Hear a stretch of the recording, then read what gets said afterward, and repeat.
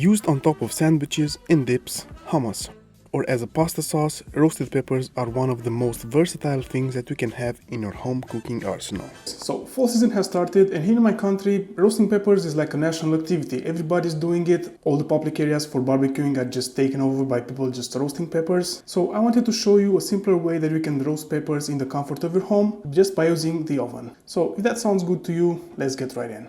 Firstly, it's important to know that there are a lot of pepper varieties out there. Some aren't as common as others. For example, do you know what type of pepper this one is? Comment down below if you know how it's called. These are very common in Romania and are a lot sweeter and meatier than the regular sweet peppers. But the good news is that no matter the shape or form, the technique for roasting them remains the same. Today I'm using a mix of bell peppers and corno di toro, which is how these are apparently called in Italian. I couldn't find how they're called in English. So you might know them for a different name, but they're all sweet peppers, with none to very little heat to them. So to start, wash and pat them dry, then preheat your oven on broil mode at 240 degrees Celsius or 465 Fahrenheit. Some people roast them whole, but unless you need them whole for a specific reason, then I highly recommend cut them in half lengthwise and just use your hand to take out the core. Clean up any seeds and boom, seed issue resolved, which is a lot faster than having to doing it after roasting them.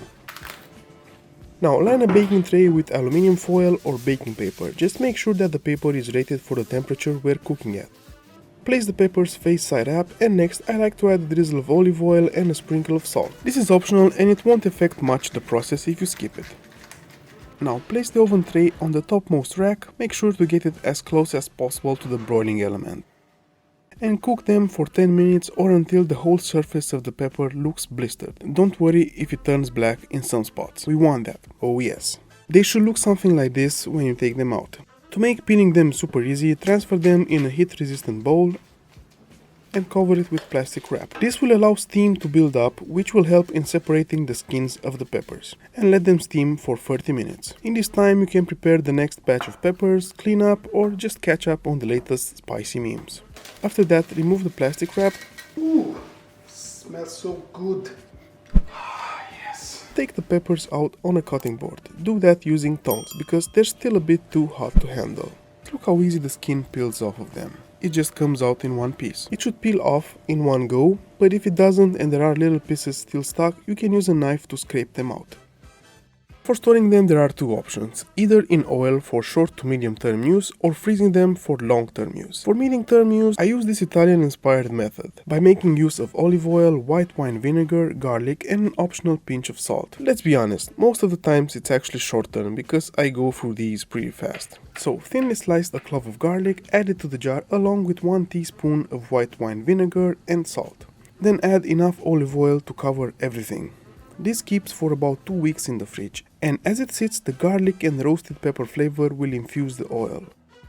Now for the long-term storage, there's nothing better than freezing them. First you need to consider how will you use them and cut them accordingly.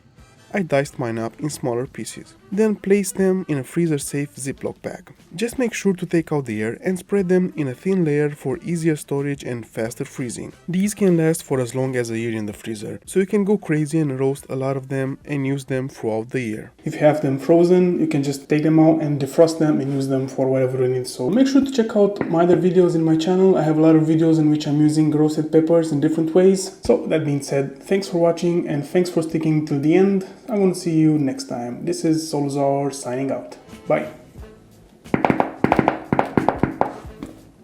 While you stay here, don't you have other things to do? Like watch these videos?